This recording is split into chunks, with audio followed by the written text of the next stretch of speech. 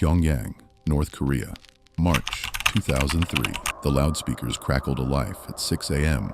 As they do every single morning, state propaganda floods the streets. Workers march in synchronized formation. Portraits of Kim Jong-il hang on every wall, every corner, every classroom. And somewhere in this city, the most surveilled, the most controlled, the most terrifying place on earth, a man is hiding a secret so dangerous that if anyone finds it, he will be executed before sunrise. His name is Park Chae-seo, and tucked inside the most intimate part of his body is a recording device.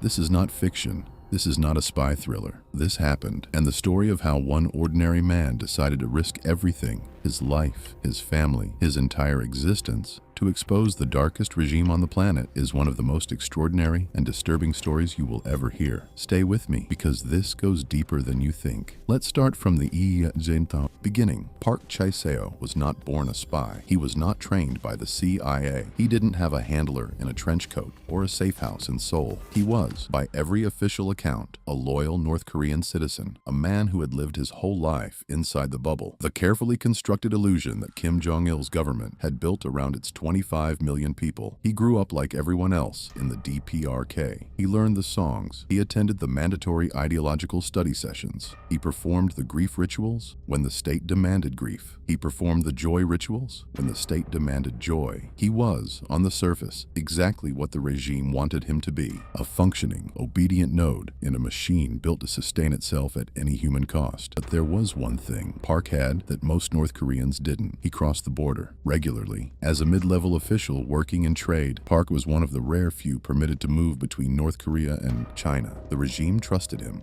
or so they thought, because every time Park crossed into China, he saw something that the loudspeakers back home never told him about. He saw food, he saw freedom, he saw people who didn't bow their heads in fear every time a uniform walked past. He saw the world as it actually was, not the grotesque fantasy that Pyongyang had sold him since birth, and it broke something open inside him. This is the part that most people don't understand about North Korea. The regime doesn't just control your body, it controls your mind. From the moment you are born, you are taught, drilled, hammered, conditioned that the Kim family are gods, that the outside world is a hellscape, that North Korea is a paradise, that the enemies of the state are desperate to destroy. You don't just believe this, you can't not believe it, because you have never seen anything else. There is a psychological term for what happens when someone, raised in total information, isolation is suddenly exposed to contradictory reality. Cognitive dissonance so severe, it can feel like a kind of madness. Former North Korean defectors have described it in almost identical terms across dozens of interviews. The first time they saw South Korean television, or ate in a Chinese restaurant, or walked through a market with actual goods on the shelves, they didn't feel liberated. They felt sick. They felt like the ground had dissolved under their feet, because if this was real, then everything they had ever been told was a lie. And if everything was a lie, then who were they?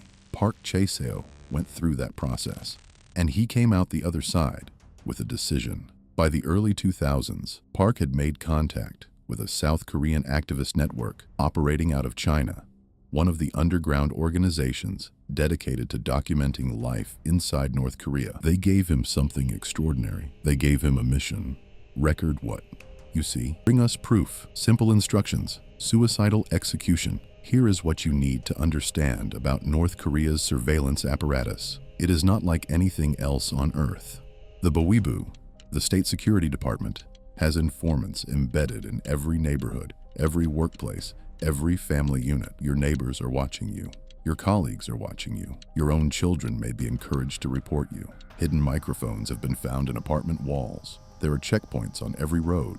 Your mail is opened and read. Your movements are tracked.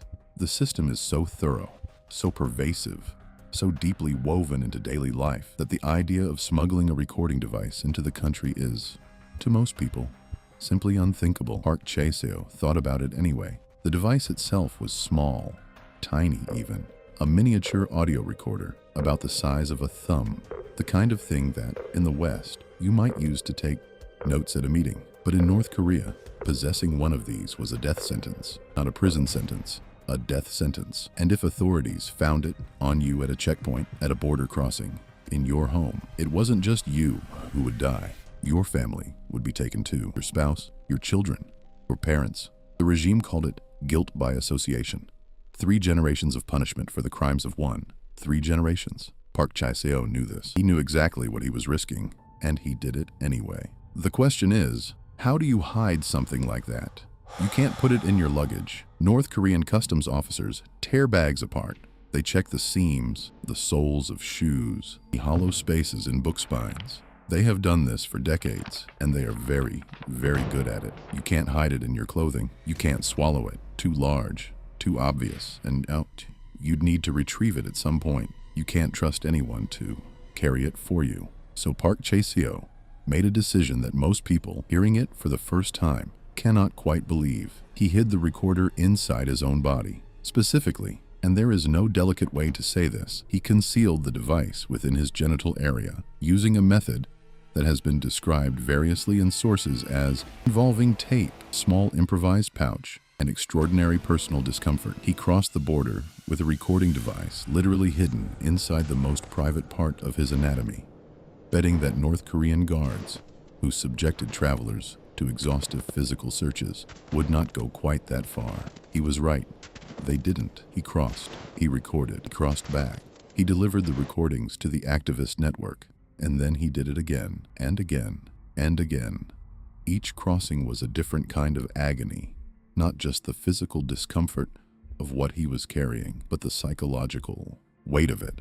Every guard who looked at him too long, every question that lasted a beat too many, every checkpoint where the line moved too slowly. Your heart rate, apparently, becomes something you have to consciously manage. Former couriers who have spoken to journalists describe learning to control their own breathing the way a diver controls their oxygen, deliberately, mechanically, as a survival skill. Park developed that skill. He had to. What did he actually capture? This is where the story shifts from thriller to something far more disturbing. Park's recordings, made covertly over multiple trips spanning years, documented the reality of life in North Korea with a granularity that had simply never been heard before.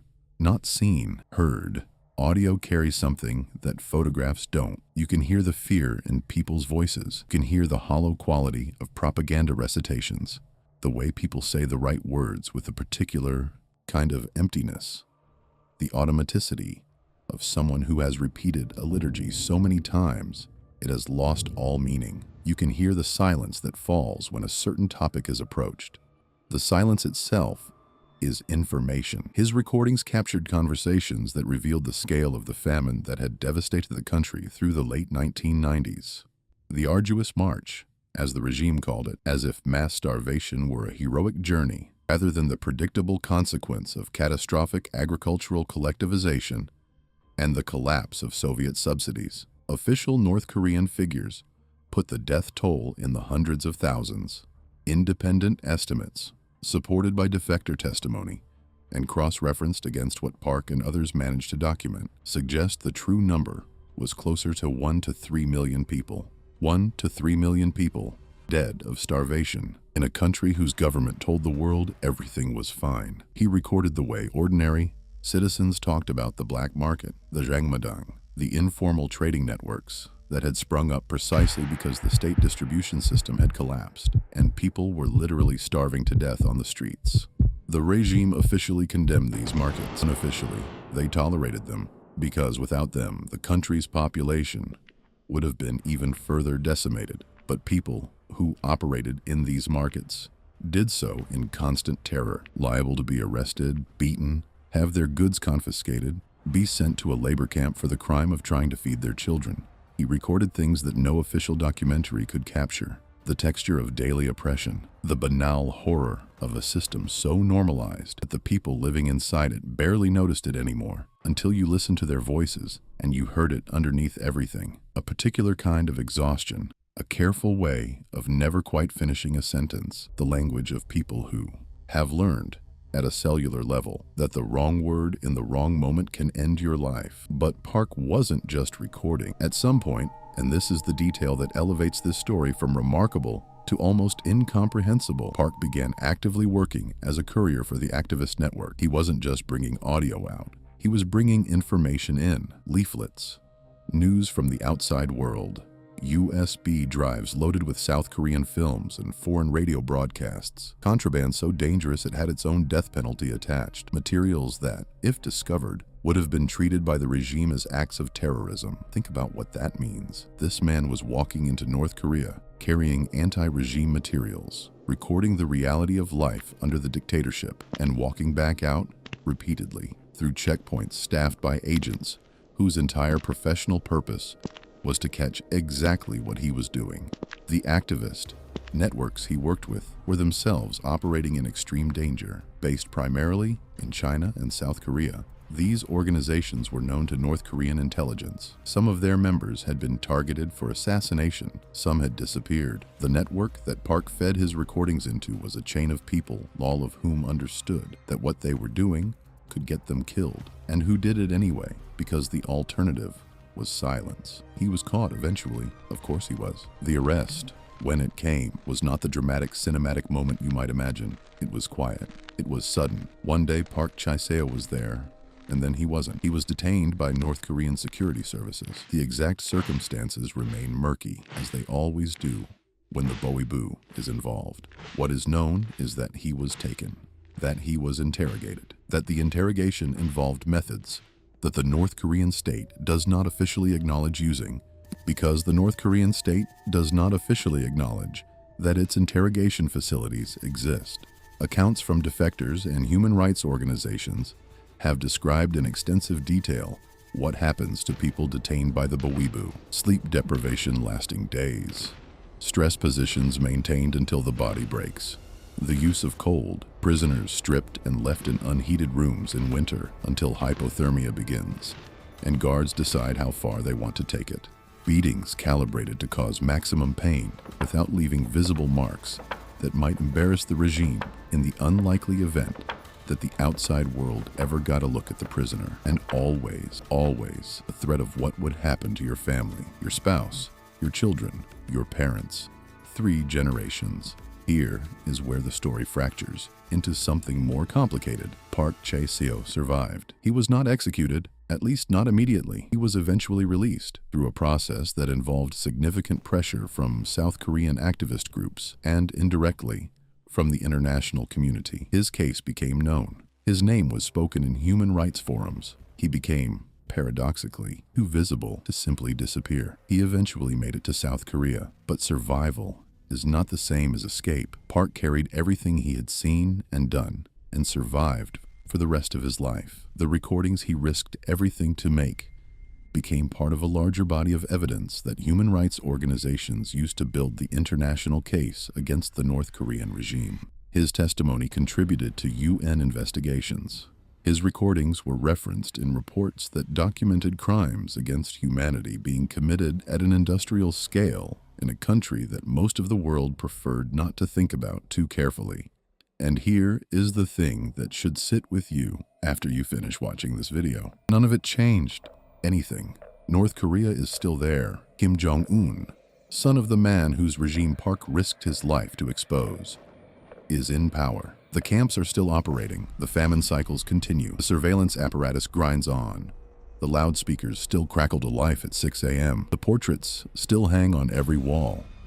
The evidence exists. It has existed for decades. Satellite imagery shows the camp complexes from space, enormous installations that have expanded, not shrunk over the years. Defector testimony, thousands of accounts, meticulously collected by organizations like the Database Center for North Korean Human Rights, describes in granular detail what happens inside them. Audio recordings like the ones Park Chae-seo made at unimaginable personal cost document the reality of daily life in what is, by any measurable standard, the most repressive state on the planet. The world knows. It has known for a long time. And the regime endures, because knowing and acting are 2 entirely different things. And the geopolitics of Northeast Asia, China's strategic interest in maintaining a buffer state, The nuclear deterrent that Pyongyang has spent decades developing precisely so that no one can do to Kim Jong-un what was done to Saddam Hussein or Muammar Gaddafi. Make acting a word that powerful governments prefer to leave undefined. There are 25 million people living in that country right now. Most of them have never made a free choice in their lives. They have never chosen what to read, what to watch, what to believe, who to love, where to live, or what to say. The regime has made all of those choices for them from birth, with the threat of annihilation as the enforcement mechanism. So what was it for? This is the question that haunts every story like this one. The defectors who walked across the Gobi Desert in winter, the activists who were caught and didn't make it back, Park Chae-seo crossing that border with a recording device hidden in his body, knowing that if he was caught, his family would be taken in the night. What was it for? I think the answer,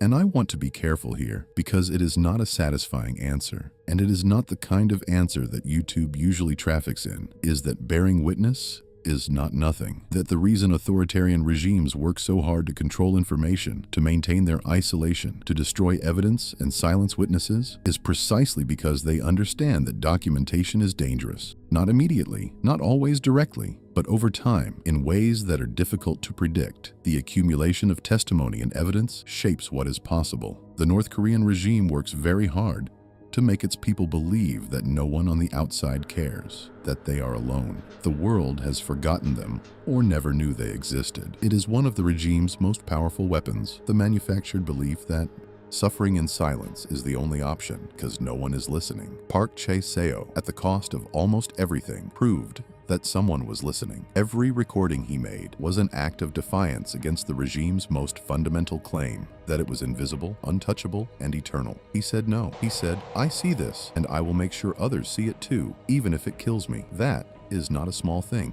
In the architecture of oppression, it is in fact the most threatening thing imaginable. It is the crack in the foundation. Dictatorships are afraid of witnesses. They always have been. They are afraid of the person who remembers, who records, who refuses to let the crime disappear into silence. Park Chae-seo was that person.